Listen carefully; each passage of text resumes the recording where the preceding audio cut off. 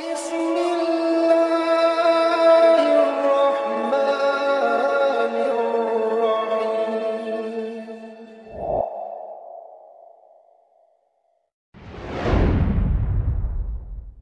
Habib Husin Djafar Al-Hadar merupakan ustadz muda yang tengah digandrungi.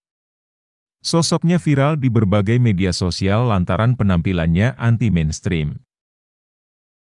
Pria yang akrab disapa Habib Husin ini mampu memanfaatkan kecanggihan media sosial, seperti YouTube dan Instagram. Namanya kian melambung, serta memiliki ruang tersendiri di hati kaum milenial. Kata-kata mutiara yang dilontarkan Habib Husin begitu menyentuh hati. Banyak untayan katanya yang lembut dan syarat makna, sesuai dengan kekalutan anak muda masa kini. Berikut kata-kata mutiara Habib Husin Djafar, yang dirangkum dari berbagai sumber, termasuk kanal YouTube, Jeda Nulis dan Majelis Lucu Indonesia. Serta buku hasil karyanya, Tuhan Ada di Hatimu. Selamat menyimak. Tapi sebelumnya silakan bantu subscribe channel ini, agar semakin berkembang. Dan semoga menjadi amal jariah kita bersama. Ibadah yang langsung kepada Allah adalah memasukkan rasa bahagia ke hati orang lain. Muslim belum tentu Islam. Karena bisa jadi umat Islam tidak merepresentasikan nilai-nilai Islam itu sendiri. Karena Islam seperti gelas bening yang saat diisi kopi ia seolah hitam, dan saat diisi jeruk seolah kuning, padahal ia tetap bening. Jika kita ingin menjadi manusia yang mulia, maka tak ada cara lain kecuali menyandingkan diri kita dengan Al-Quran. Kalau Nabi sabdakan bahwa, bumi ini semuanya masjid. Yang terpikir dalam benak saya bukan keberadaan Tuhan di bangunan kubah yang kita sebut masjid itu. Tapi di mana saya melihat Tuhan dan menyebabkan saya bersujud padanya, di sanalah masjid. Semakin mengaji, semakin kita paham betapa tak terbatasnya medan makna Al-Quran dan betapa kerdilnya pikiran kita, sehingga kita terus semakin rendah hati. Bukan justru semakin sok. Nikmat terbesar Tuhan kepada kita adalah kemerdekaan. Kita diciptakan merdeka. Syukuri dengan mau menjadi diri sendiri. Jika ada pendakwah Islam yang justru mencerai-beraikan sesama Muslim atas nama perbedaan pandangan, ia berarti telah mengkhianati Nabi. Karena Nabi mempersatukan, tapi ia mencerai-beraikan. Matematika Allah bukan dihitung dari seberapa langkah kita, tapi seberapa besar kemauan kita. Kalau diperintah atau dilarang atas sesuatu yang tak ada alasan rasionalnya, maka di sanalah ketaatan kita diuji oleh Allah. Bagi saya, bentuk penistaan atas Tuhan adalah jika ada orang yang menghina orang miskin atau apapun ciptaannya. Sejatinya menghadap kemanapun, kita melihat kebesaran Allah yang membuat kita menyebut namanya. Bukan hanya di Ka'bah, tapi juga di gubuk-gubuk orang miskin, di rumah-rumah yatim, bahkan di lembaga pemasyarakatan. Dokter dan obat itu adalah perantara untuk mengetuk pintu kesembuhan yang diberikan oleh Allah Subhanahu wa Ta'ala. Ibarat kata dalam satu taman, semua bunga layu dan masih ada satu yang masih hidup. Ingin fokus kembangkan ke satu yang masih hidup, ketimbang meratapi dan menghakimi yang mati.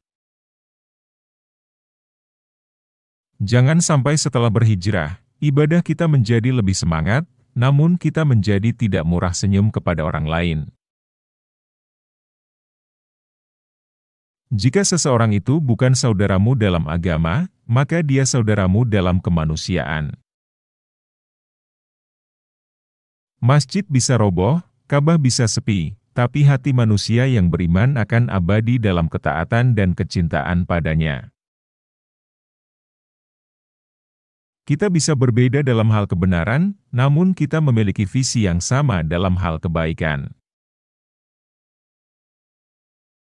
Dalam kepedihan apapun hikmah yang lebih besar terkandung dibanding kepedihan itu sendiri. Pembelaan atas nama Tuhan sebenarnya hanyalah pembelaan atas ego suatu kelompok saja. Mengalah bukan berarti kalah, tapi justru puncak kemenangan. Pendapat kita benar, tapi bisa jadi mengandung kesalahan. Sedangkan pendapat orang lain salah, tapi bisa jadi mengandung kebenaran. Pertanyaannya, dulu agama turun untuk mendamaikan, sekarang kok justru agama menjadi sumber kegaduhan? Melukai dengan lisan lebih buruk daripada melukai menggunakan pedang. Banyak orang yang hanya berislam secara simbolik, tapi tidak berislam secara substansi. Begitu seseorang merasa pintar, maka saat itu ia berarti bodoh. Sebagaimana begitu seseorang merasa suci, saat itu ia sedang kotor. Kita bisa berbeda dalam hal kebenaran, namun kita memiliki visi yang sama dalam hal kebaikan. Peperangan itu bukan hanya tidak selaras dengan ajaran Islam tapi mengkhianati fitrah manusia yang pada dasarnya membenci peperangan. Semua musik yang mengajak kepada nilai-nilai luhur, kemanusiaan, perdamaian, ketulusan, cinta, kesetiaan, dan lain-lain itu termasuk musik yang baik. Seringkali kita mengkambing hitamkan orang lain atau sesuatu di luar diri kita. Padahal yang bermasalah adalah diri kita sendiri. Begitu pula kadang kita mencari solusi di luar diri.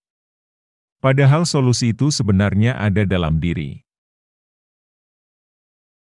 Terlihat buruk di mata manusia padahal baik di matanya, itu cobaan yang akan jadi pahala besar. Terorisme itu nyata. Ia membunuh, ia membakar rumah ibadah. Sesedikit apapun teroris itu, mereka mengerikan. Karena jelas kata Quran, satu nyawa dibunuh tanpa alasan benar, seperti membunuh seluruh umat manusia. Mari bersama rapatkan syaf atau barisan melawan mereka. Tugasmu dari Tuhan itu jadi baik, bukan terlihat baik di mata manusia. Mari kita selalu berakhlak dan mempersatukan, seperti Nabi Shallallahu Alaihi Wasallam yang terbaik akhlaknya dan mempersatukan para nabi dan kaumnya di akhirat. Tiap golongan itu punya pahlawannya, seperti tiap kaum punya nabinya. Saling hormati para pahlawan, seperti tiap umat harus hormati dari kaum lain. Beda itu nada. Maka, saya tak heran ada yang tak suka beda juga sekaligus tak suka nada. Saya memilih suka keduanya, karena keduanya sama-sama indah. Yang paling aku takutkan adalah ketakutanku pada diri sendiri, kepentinganku, nafsuku, dan golonganku. Karena itu, dalam tasawuf, yang harus pertama kau urus dan kendalikan adalah egomu. Guru adalah siapa saja yang mengajariku walau sehuruf. Maka, berakhlaklah pada siapapun, karena bisa jadi ia gurumu yang tidak kamu sadari. Yang perlu kau dengar hanya dua jenis orang, yakni yang mencintaimu karena dia bicara dengan ketulusan dan yang pintar karena dia bicara dengan keilmuan. Meninggalkan kesan yang baik lebih penting dalam dakwah ketimbang menyampaikan pesan yang baik. Seorang ibu rela malu demi anaknya.